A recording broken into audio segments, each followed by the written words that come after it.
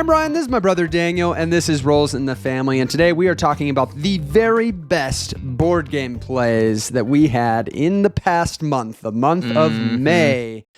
We are gonna detail what exactly made these plays just sing for us. Sing, wow. Yeah, just sing. Oh. And we will have links to all of these in the description below if you want to check any of these games out for yourself. Also, thought we'd mention we have a link to our newsletter sign up. If you didn't know, we have a monthly newsletter. It's nothing too fancy, but I think it's pretty fancy, right? It's pretty fancy. Okay, it's a little bit fancy. But we include the videos that we've posted in the last month. We include any updates we've made to our recommendation website. Maybe you didn't know we had a recommendation website. That's the best way to stay on top of that, yeah.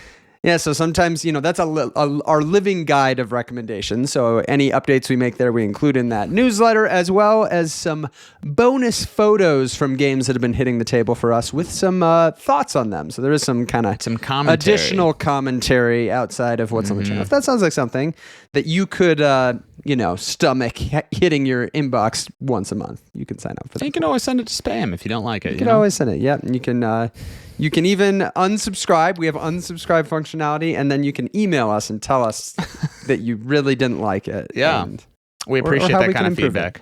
It's good feedback. Always looking for feedback. Yep.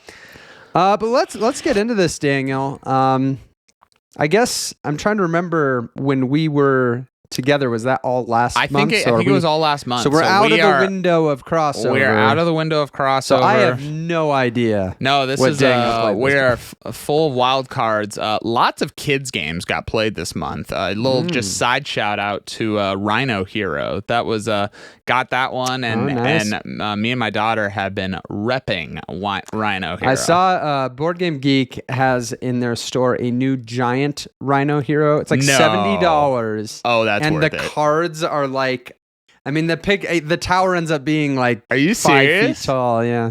Oh my gosh, we might need that. Well, dang, Ryan. Okay, well, we gotta hurry up and do this video so that I can go order that. We're gonna start with my number 3 game that you owned first, and I think I always enjoyed it and stuff, but ended up being able to snag it for a pretty good deal, and just realizing this was a solid. It's one that I think, we're always looking for good kind of gateway games, and this is one that really just hits that scenario really well. This goes to Cartographers.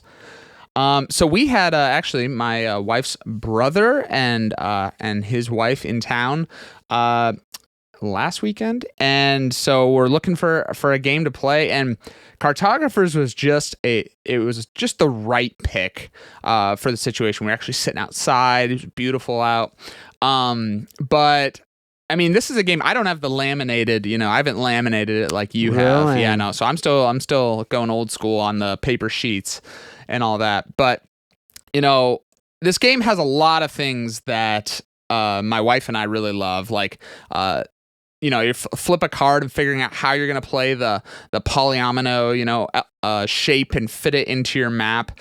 I love that whole aspect of you have all the scoring cards visible up front, and they're going to score, twice over the course of the game. And so you're trying to kind of figure out how do you both optimize for the scoring card that you're currently on.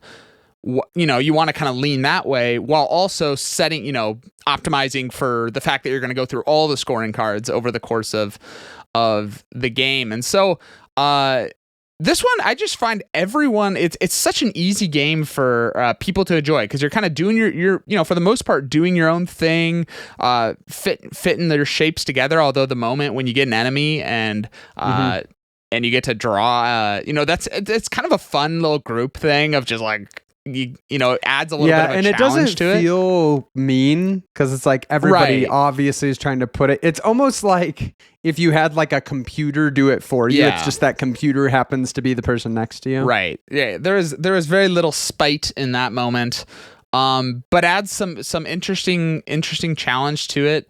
And yeah, over this game, I did put myself in a like horrible situation where we had one of our, I think it was the villages were you scored 2 points for every village in your second largest. So you're trying to kind of keep two, going up at an equal space. Well, I realized it is very bad if one of your areas gets completely surrounded, meaning you can't grow it anymore, because then it doesn't matter how much you've essentially capped your other one. So I like the last like several rounds of the game, there were some times where it was like only a village one came up, and I'm just like throwing it in random places because like I literally can't even like help myself anymore. So that was a bummer. I guess you could start a completely new. Well, I had 4 different villages, and it was just a complete waste. Although the one thing I was trying to optimize was we had the scoring card where for every empty single space it's surrounded on all sides, but you have an empty space. Oh, I was just getting all sorts of empty space. Tangle's just holes all over mine. The landscape. That really works well when you're bad at optimizing your map. So that was a scoring card that worked really well for me. But yeah, it was one that they had never played it before. It's really quick to teach. It's like pretty just straightforward game, but one of my favorites of where you have kind of the a sheet and you're drawing. I know there's other games like that, but that one really hit the spot. So it was you always you had limited opportunities for gaming, so you're always like, man, I want to get the right one. And looking at the collection, Cartographers was the one that jumped out. So it was no regret. It was a great selection. Only downside, since we were outside, there was a little bit of a breeze, and sometimes that could blow the sheets. So yeah, I don't know if the laminated ones do weigh down a little bit more. I mean, it literally has more weight than a piece of paper. How about that? You thought about that when you were laminating them. It's actually the only reason I laminated. We actually still use a pencil on it. Still on the lamination. Very nice. Yeah, Cartographers has kind of established itself as one of my favorites in this genre, and it's so replayable. It's one of those games that I'm just like, I'm never gonna get tired of this. Every time it's a new objectives, the things come out in a new way, and you always get that nice tight feeling of kind of figuring out how you're gonna optimize. I do wonder, don't you have you have something different, like more. Well, I mean, than I me. have like the collector's edition or whatever. Yeah, you would. Wow. But it includes, they have the Cartographer's Heroes, which is a standalone set. You could buy that one and completely play from it. That would be the next thing that would make sense for you to get. Because what does that do? It basically is going to add like some new maps. It's going to add new objectives, which is nice. Just new goals. Cool. But it also adds some new enemies that actually have like things they do. So there's like the zombie horde that like if you get to the next season and you haven't like taken care of it, they actually spread. Oh, and so it's like kind of interesting. Cool. But then it adds these heroes. That heroes come out kind of like like an enemy. They're just an extra card in the deck. But you get to put it out and like mark their attack pattern, and they can attack monsters, so they can get rid of monster spaces. So it gives a way to kind of balance the fact that it's got some more difficulty with the monsters. But yeah, it's definitely a nice addition in shaking things up. That's cool. Dang, Ryan. Dang. Yeah, there you go. Sold you on it. Let's go to my number 3. My number 3 is a new to me game, or new in the past couple months. You actually have played this one. Small game that I had heard some good things about, and I'm always looking for kind of simpler games, especially ones that like are possible for my son to play, because if my son can play it, my opportunities to play go way up. And this one we haven't played it a whole lot with him. I don't know that it's grabbed him quite as much as some other games. But this is Castle Combo, and this is a game that I look at it, and on paper, it's not really doing anything new or innovative. You're drafting these cards and putting them into what's going to be a 3x3 grid that you're building up in front of you. Yeah. And every card is going to give you some benefit right when you take it. You might get, some money, or these keys are kind of the other currency in the game. And then they have some end game scoring that'll be like, how many of this shield you have in your grid, or in this row or column, or you don't have a certain thing, or, and And so it's very much that kind of, collecting cards that are going to work well together to kind of combo. I think Right. you mentioned the game Fantasy Realms as kind of like, it's got a little bit of similar that feel. feeling of like, okay, I've got these very limited cards. I'm trying to make them synergize Yep. as well as possible. But I think this game just really executes it very well. It's an example, again, that maybe isn't so innovative, but it does what it does, better than other games maybe I've played in this genre. It's got an interesting thing with like there's 3 cards from the castle deck that are out and 3 cards from like the village deck, and the little messenger guy is on one or the other at any given point, and you on your turn can switch it. You can spend a key to move him if you want to select from the other row. So that's part of why keys are valuable, is more flexibility with that. Right. Or you could spend a key to wipe the current row, but then you're going to have to select from the 3 that come up, which is kind of an interesting thing. Because if you can't afford to pay the money for one, you have to take it as like a face down card, Right. which does give you a bunch of money in keys, but it's like a nothing for purposes of scoring at the end of the game. And so the few times I've played this, it just, it was a nice experience. Did it sing? I don't know if it sang. We're maybe not to the games that sang yet. maybe this wasn't the video to pull that one out. But that was a bold But word. I think it's a really nice little filler. Plays in like under 20 minutes, is easy to teach, but gives you some fun decisions. It's got a little bit of that element of like you can think as hard as you want to. Like how much are you gonna like try to optimize versus just kind of like doing what works for you. But yeah, it's a fun little one that, I don't know, it's always good to have little fillers. I find that in recent years, I think I've gravitated away from fillers that have lower player counts. I think this one might go to 5. Yeah, I was wondering about that.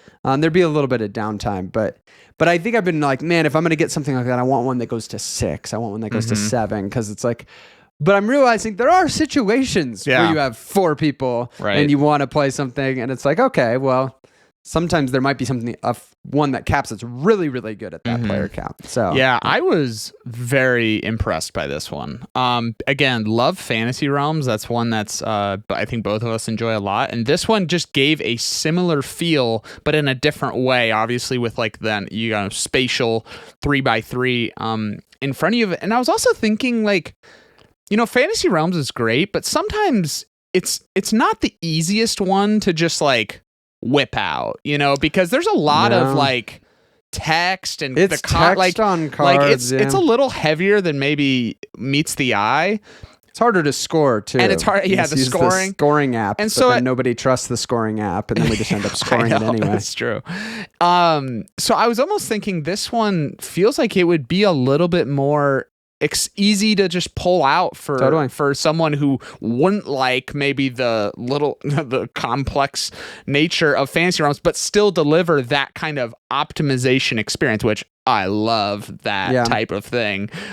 So that was what really surprised me about it. It's like, man, this is taking a lot of what I love about Fantasy Realms and actually is delivering it in a way that I think would get to the table more often. Yeah, I think you're right. It's also got the interesting thing that I think Earth does this, where you're building to an Earth. I think it's a 4x4 grid. Here it's a 3x3 grid. Yeah. That's where you have to end, but you're not committing to where things are. Right. So like that first card you play could be any of the 9 cards. That. And so it is a fun added thing of like, okay, if I expand this way, because that works better with this ability, that means I have to, this is my width or whatever. So yeah, lots of just little nice design decisions that come together nicely with this one. Yeah, very cool. Very cool. Okay, moving on to my number 2. Oh man. This one has been mentioned on other top plays, and is a game that I honestly now in my collection, this might be my most expensive game in terms of like content. We'll see. But gotta play it. My number 2 goes to Arkham Horror, the card game. To be clear, most expensive by MSRP. Yeah, MSRP, not what Daniel paid for it. Yeah, don't worry. I do pay people. I'm not a thief. Daniel went and stole it all. Yes. Best value in board games. Yes. Robbing. So I got to play this one again. Actually, have it's interesting. I have 2 campaigns going right now simultaneously with 2 different people, and so we this one we're starting at the Night of the Zealot beginning campaign, which a lot of people say is the least. It's the most. It's like an introductory. Oh, so you're still doing the introductory one? We're doing the first one because I wanted him to be able to warm up to it and all that, and kind of it's a great just short campaign to kind of. You get a little bit of the upgrading, and then it feels like then when you can go into Dunwich Legacy, you really maybe have a better feel. Do you think you're going to do the same campaign as your other Dunwich? Probably. Yeah. I don't know. We'll see. I guess I got to think about that. I guess you can do them in any order. So, but anyways, but got to play I'll preface with. Recently have now accumulated I went from 0 to 100 real quick on Arkham Horror the card game content, which I think these type of games have a tendency to do that. So long story short, now have campaigns all the way through Edge of the Earth, and all the investigators and all of that. So more than I could want, but it is pretty awesome. And as I was just realizing, because we started this Night of the Zealot and playing with 2 completely different characters. I'm Skids O'Toole, which is just one of the base. We're both playing even just base characters. He's playing, is it Daisy Walker? Is that her name? I think. She's like the librarian. But I'm like, oh my gosh, each character feels so different in how they play and the feel of them. Like this is now the 3rd character I've played or am playing, and each one, it's like they just have such a different feel to them. And so to have so many characters that you can have just these different experiences they all have their unique weakness, right? That goes into the unique, deck. The card itself, they've got their own unique kind of power and health and stats and all that. They've got a unique weakness to their deck and a unique usually some unique card item, something like that that's attached with them, along with then their deck building restrictions. So even though you can customize decks differently, they're always going to have a little bit of a slant towards this style of play. So anyways, here's what's great. Like this is now the 3rd time I'm playing through Night of the Zealot, I think, before, and so there's no surprises in the story, and I don't care. And that's what's great. The game doesn't it is fun as you play through a new campaign the first time. You kind of get that experience of but what I love is the card play is so fun that I'm okay that the story isn't a surprise anymore. And so just figuring out our dynamics together, and the guy I'm playing with, his character is not a fighter at all. About as far from librarian. A librarian, yeah. And so my guy's kind of neutral, but I'm definitely having to for the sake of our team, lean hard into being more of a fighter. And so some of my upgrades, I'm kind of leaning into that. Which shout out to the Arkham Cards app. If you're playing Arkham Horror the card game, you need that app. It's free and it's amazing. I track the whole campaign in it. We do all of our upgrading of our decks rather than having to I don't even know how you'd have to fan through all of our cards. You literally can just scroll through and it shows you even the existing cards you have, which ones have an upgrade version of them. You can then look through all your available content cards. It's really, really well done. And so had a great game of this. We dominated. This was we drew cards just incredibly that we just the ghoul whatever King, is that what his name is? The big guy comes out at the end. Oh, we just slapped him around. It was great. I mean, we were even to the point of debating, because if you go and clear all the clues off a location that has a victory 1, you get it as a victory bonus, which is how an extra point for upgrading cards. And so we're even in that situation of do we just leave him around a little bit and go do that? We ended up not doing that, which I think was the smart decision. Man, yeah, I am really hooked on this one. I didn't have a card game experience it was you loved Lord of the Rings, the card game, and it was I always loved the idea of it, but for some reason that one just never. I mean, part of it's this theme just grabs me a lot more, and whatnot. And I also do like the campaign style to it. So it really just feels like this one's hitting exactly what I'm wanting, and now I'm interested going forward. Especially I was mentioning the Arkham Cards app. I'm interested future campaigns, even doing. And I was mentioning this to you earlier of just drafting deck. They have a feature in Arkham Cards where you can pick a character and then it presents you 3 cards and you choose one, and then it presents you 3 more and you choose one. And so obviously not as good as optimizing your deck, but I love drafting like a deck like that. Oh, so it would be drafting the initial deck. Like at the very beginning? Yes. Like your Oh, start. I thought you were saying when you upgrade. No. You would. No, it's the opposite of that. Like upgrading would be normal. Your initial deck Oh, interesting. is like take your whole collection and based off the restrictions of your character. And I don't, maybe there's a little bit more to keep it balanced. I don't know. But basically presents you with 3 cards, pick one. Presents you with 3 cards, pick, and you do that for your entire deck and play with this totally unique deck, which I think is a great way to use all the content you have. Like you're going to I have so many cards. And so rather than just falling into like maybe using the best combos that the community says, which could be fun too, might find some unique combinations of stuff, which is really what I want in a game like this. So yeah. You also have this game, and I do. You're not as into it yet as I am. Yeah, I mean, the reality is my path to playing it right now is more solo, and I would likely do 2-handed solo. And that's that would like be fun. An undertaking. Like that's not a quick pull-out type of solo game. And so I just haven't had my solo gaming recently hasn't had quite the bandwidth to. That's fair. And technically, I have been doing a solo Lord of the Rings the card game one that I haven't played in a bit. Yeah, I know those ones that compete with each other. But I do plan on getting back to it. Very nice. Very nice.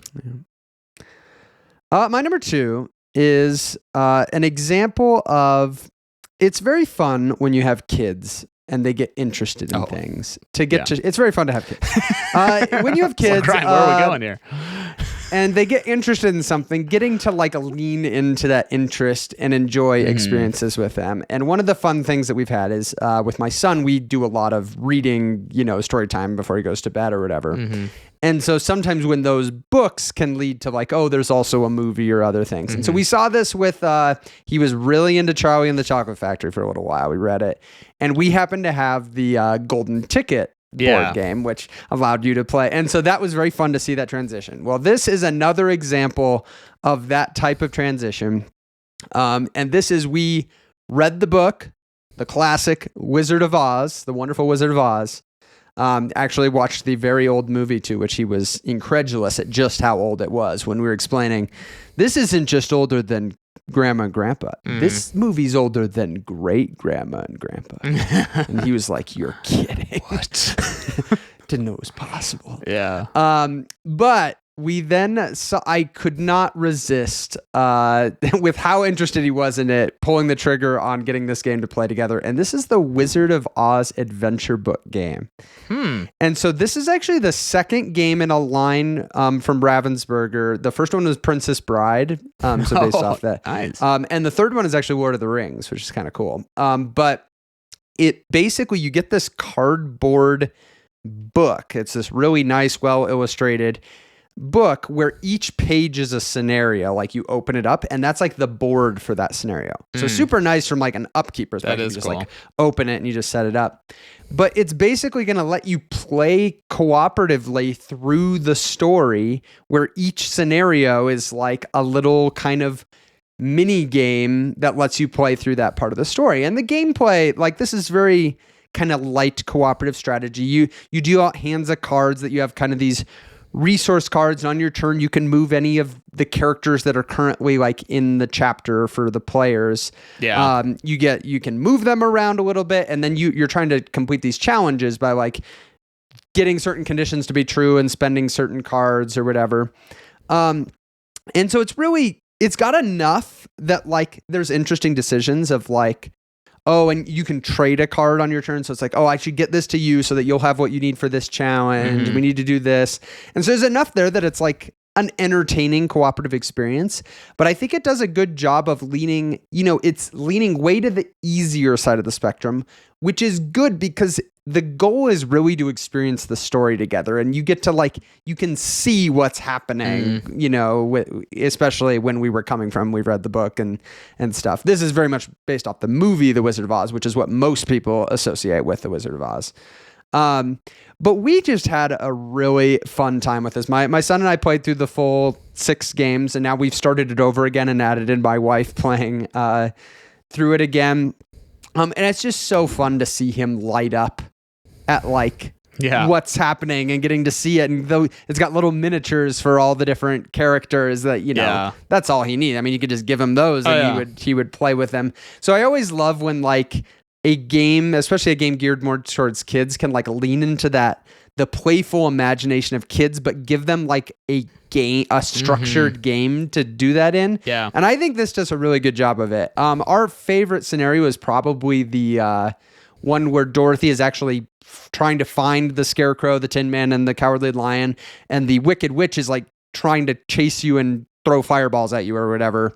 And it actually was this interesting puzzle of how the witch moved around, and you needed to move out of certain regions to make sure you didn't get hit while also getting the characters. And so yeah, it's one of those things where, do I want to play this game 50 times? I don't know, probably not.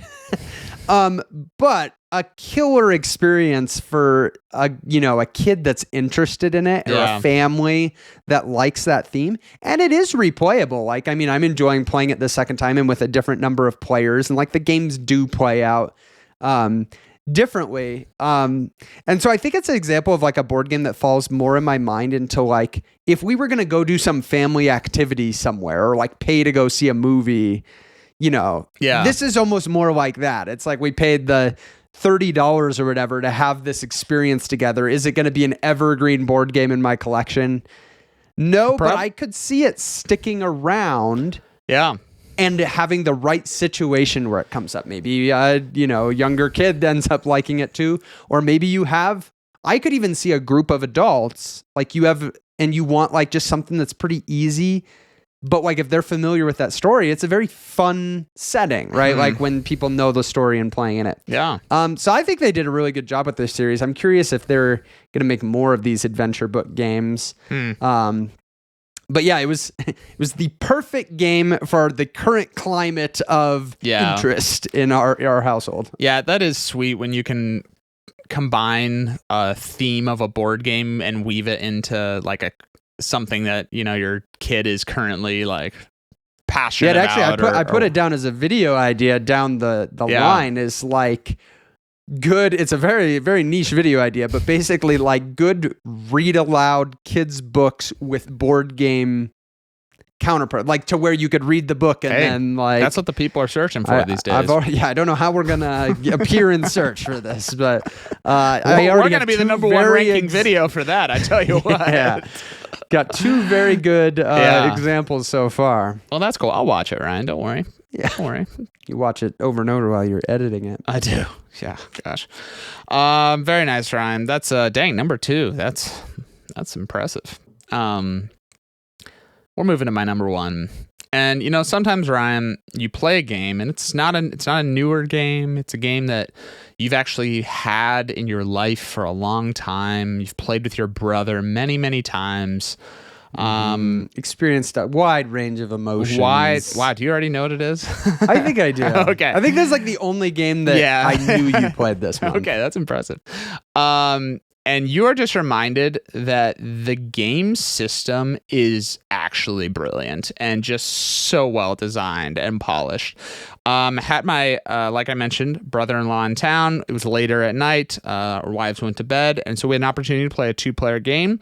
He has a history of enjoying chess. And so I was like, okay, this has a little bit of a chess feel with, but more to it. This is going to go to Summoner Wars.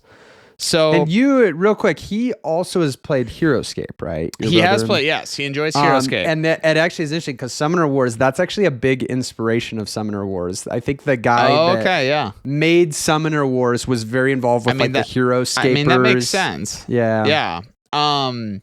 So anyways, gotta whip this one out. This 1v1. I have, I think, like 12 or 14, I think it's 12 different factions. And so you have the new edition. And I have the new edition, which new edition is great. They made some just great improvements, both from some legit gameplay improvements of like the fact that now ranged and melee attacks are differentiated on the dice. So 3 out of to hit on a melee, you have to roll a sword, and to hit on a range, you have to roll an arrow. And 3 out of the 6, I think 3 out of 6 are swords, and 2 out of the 6 are arrows. In the previous version that we always played, it was just they were the same. I don't even remember. It's been so long. Yeah, well, so I do. So in the previous version, they were the same, and so a range attack was just as powerful as a melee attack. And so differentiating that, I thought was just a really nice little tweak there. And yeah, have just even just from a like functionality standpoint, we used to be when you killed someone of your opponent's side, you would take their card and that would go into your magic pool.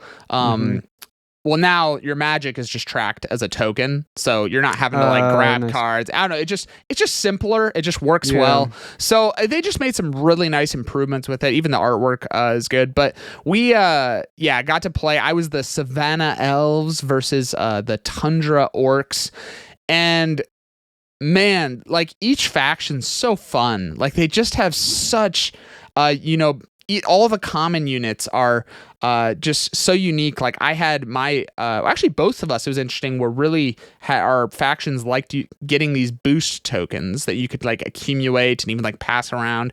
And my characters really liked using them. One, I have this like kind of cheetah guy that could spend it to like, I think like move extra spaces, which being able to move extra in this game would be crazy. Yeah. I have another one where I could spend a boost token to attack a second time. I think my summoner could like distribute boost tokens to like people within range, like 3 spaces of him. And so you're like really positioning all of this around. And one other actually big change they made in this game was previous Summoner Wars. It kind of felt like the difference, you needed to get a champion out. Like the champions were crazy strong, and the gap between a common unit and a champion was like, common units were way worse than champions. Whereas in this one, it's not always just play a champion. Like they made the common units better.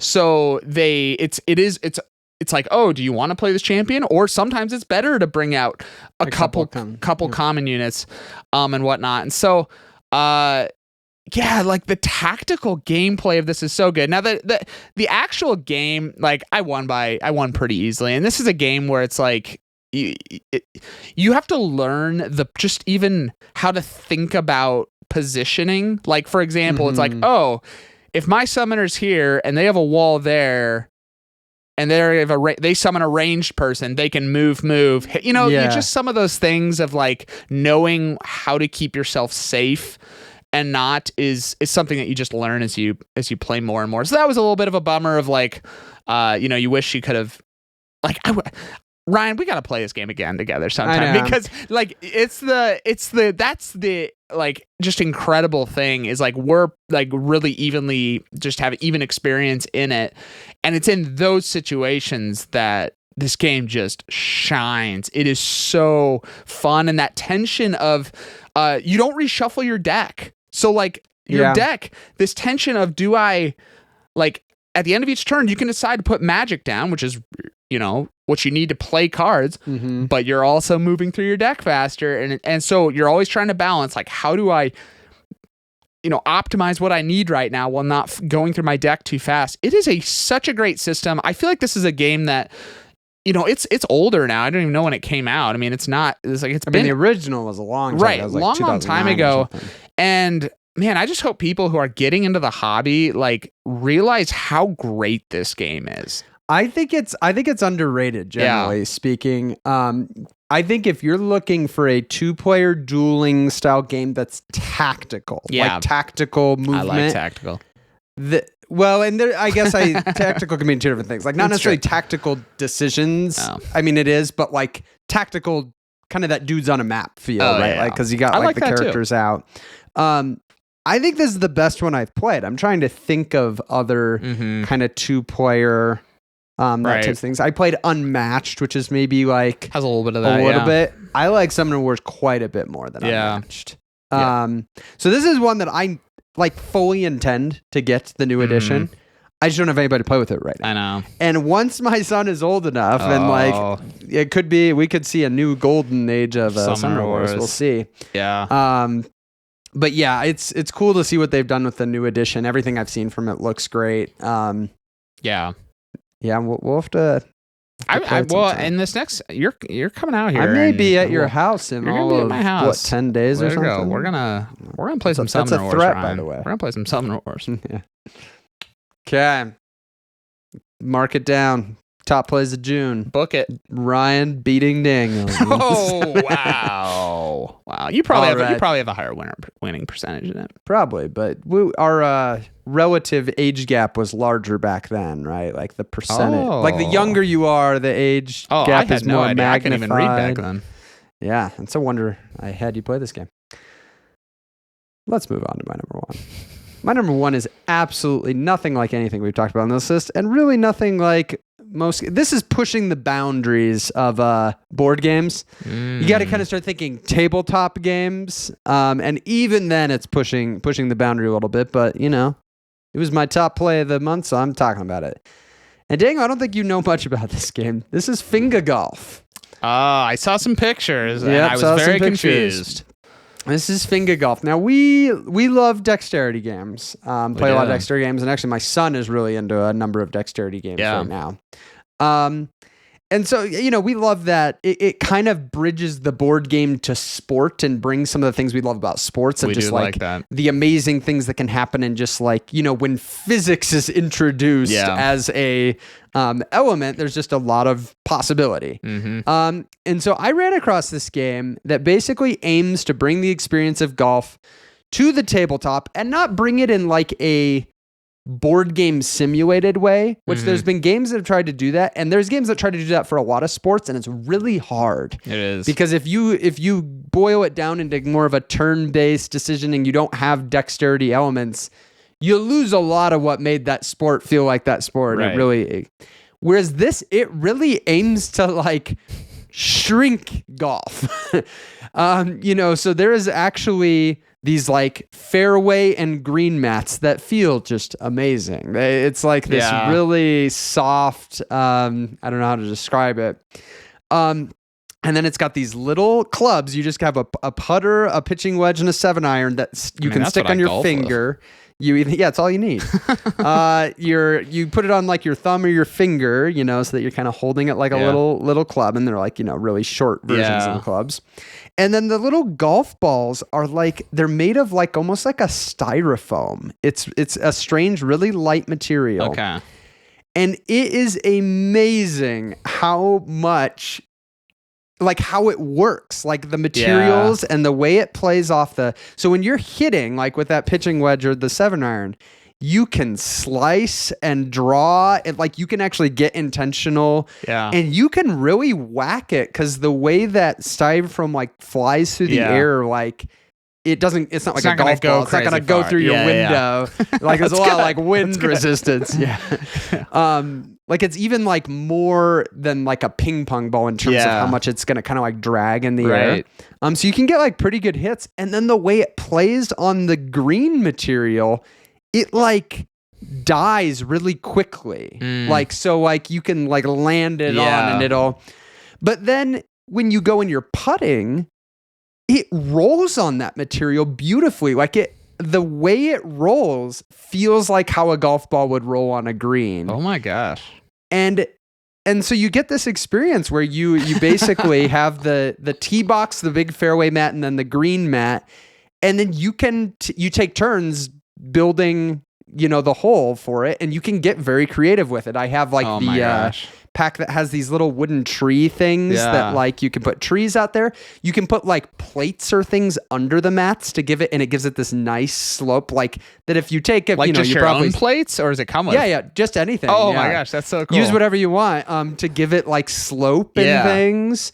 And when it has the slope and you like putt on it, it totally plays the slope and everything. Gosh. And This so is amazing. it is like amazing. Like I'm very impressed by I'm very How curious. did you hear about this? Yeah, it's like it was a small Kickstarter thing. It's like one guy that's basically making this and ran a Kickstarter that didn't do like crazy. I don't think there's that much out there for it. I did not kickstart it, but I ran across like a review and was like, man, this, and the more I looked into it, and there were a lot of videos on like their YouTube channel, and it was evident from those videos, like, oh, you really can get good at this, and like the way it plays off the thing. And with how things are going right now with dexterity games with my son, and I was like, man, I think this would be a hit with the family. Which brings us to Memorial Day. And good old round of golf. We're going over to my parents. Oh, it's going to be kind of stormy out. We might not be able to do as many yard games. I'm like, it's time for the inaugural Memorial Day Open. That's good. I like that. And so I brought it, and this was it was such a perfect, fun experience. We played with 8 people. Oh my gosh. Full 9 holes. And so we let everybody kind of like practice and get used to it. But then you take turns, everybody can like design a hole. And I basically like wrote up what would be like a 36 par course. So it'd be like, par 4, par 3, par 5 or whatever. And so I'd tell the person designing the hole, okay, we need a par 4. And there's kind of some guidelines of like what that should look like. And again, you can get very creative. You could put the green down on the floor and like we're teeing off from up on the table and like you got to go down. Gosh. We had one that the guy made a par 3 that like, it was like an island because he put the green like on some chairs out from the thing. So we had to like go over the gap to it. Oh my goodness. And it was just a ton of fun. Now of the 8 of us, we also had 2 young kids, my son and our nephew. Yeah. And so it took us about an hour and a half to finish. That said, I think if you just took the 2 kids out, we probably would have been under an hour. Pretty easily. We also, the length was partly, there was a stretch where I tell you, you give people the ability to design a hole, suddenly they're like sadistic tendencies come out of like, oh, this will be hard, right? Like people like want, and they don't like think through just how hard these things are going to be. So we had a couple holes that were like, the hole is on a mound, like a hill. Right. And so like everybody's like putting and like, unless you make it in the hole, you fall back down. So it's like, okay, that added a bunch of time. Are multiple balls out at the same time, or does one person play and then you go to the next? Yeah, so we played just everybody did the whole hole themselves. Okay. And then the next person went. And I think that's a pretty good way to do it. Even if you had fewer people, you could take turns and kind of do the whole, play it kind of like a real round of golf. I think it's just faster to let somebody do the whole hole because then they can just move and go through it. Right. And you're talking like it takes somebody under a minute to do the hole. I mean, unless you're doing quite poorly. Come on. Ryan. But yeah, it had everything, it simulates golf well in that you can have really terrible shots in this game and shank it off, but you can also get that shot that's like, oh my gosh, that was perfect the way that landed and curved in there. Now, I had definitely had the shot of the day. We had a par 5, so it was kind of stretched out as much as possible where the green was way at one end. There was a gap between the green and the fairway, which any gap is essentially a water hazard. Yeah. And then we had away from the table on a chair with like a thing on it, the tee box. You had to go over onto the table and then down to it. And there were kind of some curves and trees and stuff. And I was probably like the 6th person to try it, and people had kind of had varying success getting close to par on this. And so I take the 7-iron, which is the better one to go for like distance. And I'm like, I'm shooting for the green. I'm going to see if I can, I'm going to see if I can get it there. And I get it and I just whack it. And it just goes all the way, hits the green, pins.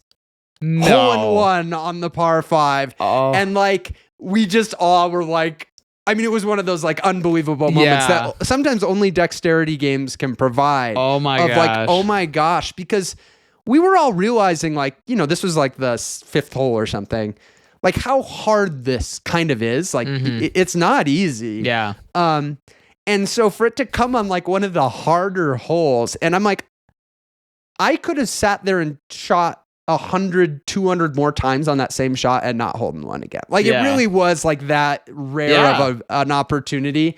And I just love that that's possible, Yeah. right? Like it was such a fun moment and everybody, and there were other shots like that, not quite to that degree, but shots where, you know, somebody made a really, really long putt that it was like almost certainly they were going to 2-3 putt this thing, Right. but they actually made it off the thing or that with the pitching wedge, it went right into the hole. Yeah. So we talk about having games that aren't like other games in our collection. And let me tell you, this is unlike anything else I have. I kind of want to bring it on our Ryan, trip. you have to. I just have to be I have to be a little bit I have to babysit a little bit. I don't want it to get in. Yeah. We end up going to a big family reunion thing, and I probably need to supervise if this is going to be used. But man, and the fact that we play with 8 people, I mean, there's kind of no limit, right? As far as like how many people otherwise being downtime. Well, I tell you what, Ryan, it's funny. I was bowling yesterday. We had a group. I don't know if there's a good tabletop bowling. We had a staff bowling event. And I have come to the conclusion that I hate bowling. I am not a bowling guy. And here's actually my fundamental problem with it, which is going to connect to this game, is the most exciting thing outside of like, you know, you just like bowl a strike every single time. But like essentially a strike is like the best thing. And the best thing is not that exciting.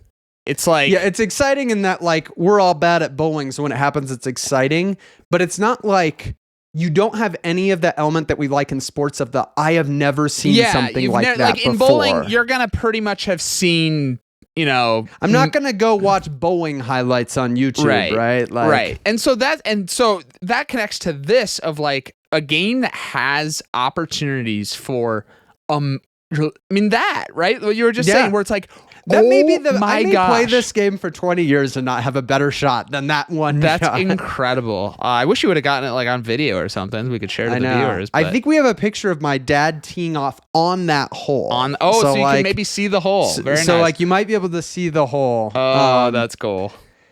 But yeah, my son and I have been playing it, you know, a little bit. It's hard. I mean, he's 4 and there's a challenging thing. So working with him on how to like, you know, a lot of the principles of golf apply here. There like, you go. He's going to be a great golfer. You got to kind of get under it so that the club can do its work to pop the ball up. How'd our father do? He golfs sometimes. He was doing all right. He designed the par 5 one, and usually who designs it gets to go first and like try. And he just like shanked it like 3 times into the table, but you know, that happens just in like real golf too. Exactly. But hey, I don't have to go and pay and walk around for 3 hours. Yeah, burn way less calories. Yeah, I'm all about. It's one of our fundamental things on this channel is how to have as much fun with as little movement as possible. That's what we're all about. But yeah, you're gonna have to try this one. It's I'm really impressed by it, and it's such a like low budget it's like one guy making this. Are there expansions? And everything. I mean, the Kickstarter, I got like the all-in thing, so that's how I got like the trees that came with it. There's like a little river mat, which is kind of nice because you could like run it over one of the mats to kind of have a water hazard kind of internal to it. I would love to see like more accessories for it, like little bunker accessories and things. It'd be very cool. But yeah, I'm at the point where I'm like, man, I just want to like see this succeed now. It's such a good product and it's so well.